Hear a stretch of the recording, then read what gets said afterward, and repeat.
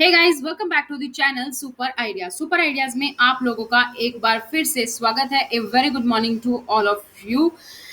तो आज है 6 जून। उत्तराखंड की खबरें हैं जो हम देख लेते हैं। आई नो आप में से बहुत सारे लोग नाराज होंगे जिन्होंने वीडियो अभी मेरी देख ली होगी कि 15 जून तक एक बार फिर से लॉकडाउन बढ़ गया है। अभी कोई भी ढील नहीं दी गई है, तो आप सभी गुस्से में भी हो सकते हैं, लेकिन आज की न्यूज हम एक बार कवर कर लेते हैं।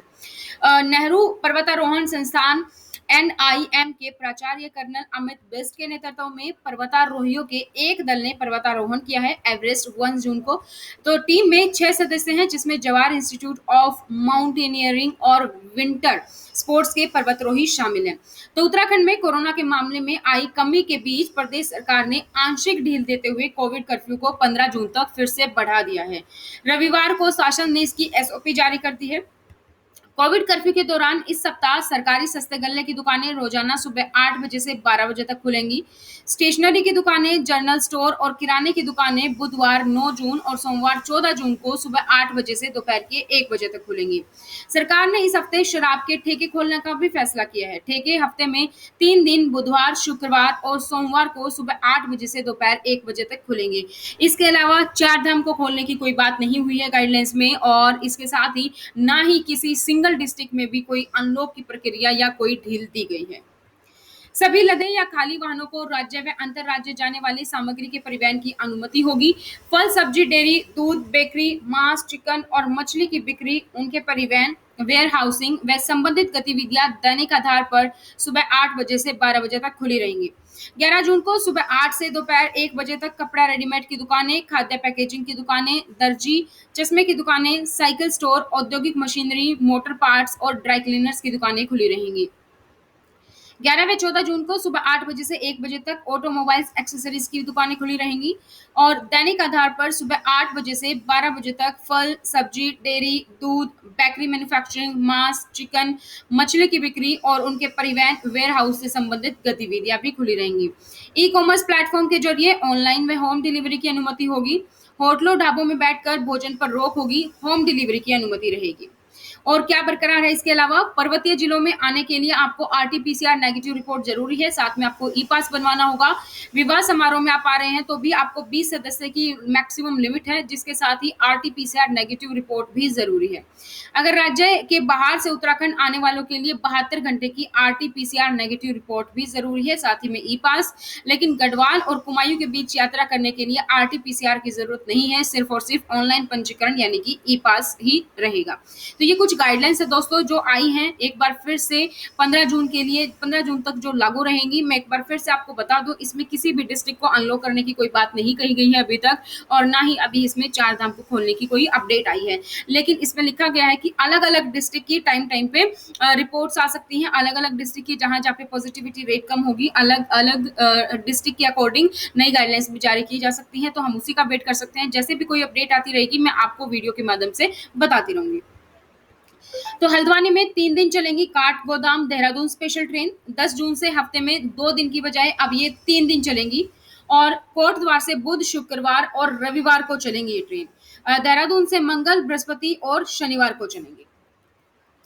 देहरादून में सोमवार को विधानसभा में होगी आपदा विस्थापन की समीक्षा मीटिंग। 3 चरणों में होगी आपदा प्रभावितों के विस्थापन की समीक्षा। पहली बार अधिकारियों के साथ बैठक में रहेंगे एमएलए, और 7 जून को विधानसभा में होगी पहली समीक्षा मीटिंग।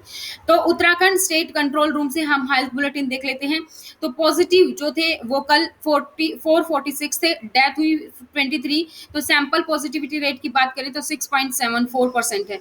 रिकवरी परसेंटेज 91.38% है। एक्टिव केसेस 1,16,125 रहे।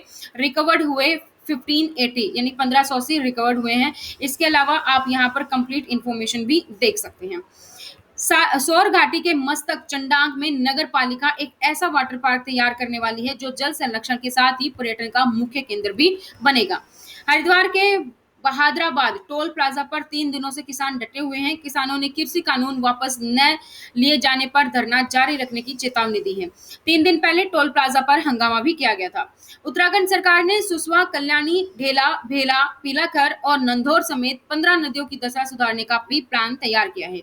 सरकारी स्कूलों के छात्रों को टैबलेट उपलब्ध कराने पर विचार कर रही है उत्तराखंड सरकार। तो टैबलेट को शिक्षा सामग्री के साथ अपग्रेड किया जाएगा, जिससे राज्य के पहाड़ी और दूर दराज के इलाकों में खराब इंटरनेट कनेक्टिविटी के मामले में छात्रों को इसका फायदा हो सके। उत्तराखंड के कुछ हिस्सों में बारिश का दौर जारी रहा। उत्तरकाशी जिले के मतली डुंडा और भटवाड़ी क्षेत्र में तेज बारिश हुई, जबकि पुरोला में देर शाम को तूफान के कारण मखना गांव में 3 घरों की छतें उड़ गई। करीब आधे घंटे तक पुरोला सहित आसपास के गांव में तूफान चलता रहा। मुख्यमंत्री से बात करने के बाद निर्णय लिया गया है कि नेपाली फार्म तिराहे के पास कोई भी टोल प्लाजा अभी नहीं लगाया जाएगा। ग्राफिक एरा डीम्स विवि की छात्रा मैत्री रावत को गूगल में करीब 55 लाख रुपए सालाना का पैकेज मिला है। कंप्यूटर साइंस में बीटेक मैत्री के फाइनल ईयर में कोडिंग टेस्ट के बाद कई इंटरव्यू के बाद ये उनको पैकेज मिला है। हरिद्वार में कोरोना कर्फ्यू के बीच रविवार को वीकेंड पर हर की पौड़ी और अन्य घाटों पर लोगों की भीड़ रही। भीषण गर्मी में स्थानीय लोगों के अलावा बाहरी राज्यों से भी पहुंचे श्रद्धालु गंगा में डुबकी लगाते हुए नजर आए। हर की पौड़ी पर महीने बाद रंगत आई है। इससे आसपास के व्यापारियों के चेहरों पर भी रौनक आई। लगातार बढ़ रहे कोरोना संक्रमण के चलते प्रदेश सरकार ने 28 अप्रैल से प्रदेश भर में कोरोना कर्फ्यू लगा दिया है। 1 मई से दूसरे राज्यों से आने वाले लोगों पर भी प्रतिबंध दिया था। केवल अस्थि विसर्जन के लिए ही आने वाले लोगों को अनुमति दी जा रही थी। उत्तराखंड जीईपी अर्थात सकल पर्यावरण उत्पाद आधारित व्यवस्था लागू करने वाला देश का पहला राज्य बन गया है। उत्तराखंड प्रदेश में पहली बार राज्य योजना में जीडीपी सकल घरेलू उत्पाद के साथ साथ अब जीईपी सकल पर्यावरण उत्पाद यानी कि ग्रोस एनवायरमेंट प्रोडक्ट को भी आधार बनाया जाएगा। त्रिवेंद्र ने मुख्यमंत्री तीरथ सिंह रावत को पत्र भेजकर चार धाम यात्रा पर्यटन और साहसिक पर्यटन को शुरू करने का सुझाव दिया है। पूर्व सीएम ने कहा कि टीका लगवा चुके लोगों के लिए चार धाम खोलने का सुझाव है। जो जिन लोगों ने टीका लगवा चुके हैं और जो स्थानीय लोग हैं यानी कि जो उत्तराखंड के लोग हैं उनके लिए चार धाम की यात्रा खोल दी जाए, बट इस पे सरकार ने इनकार कर दिया है, क्योंकि सरकार का कहना है कि टीका लगवाने के बाद भी कोविड का कैरियर हो सकते हैं लोग।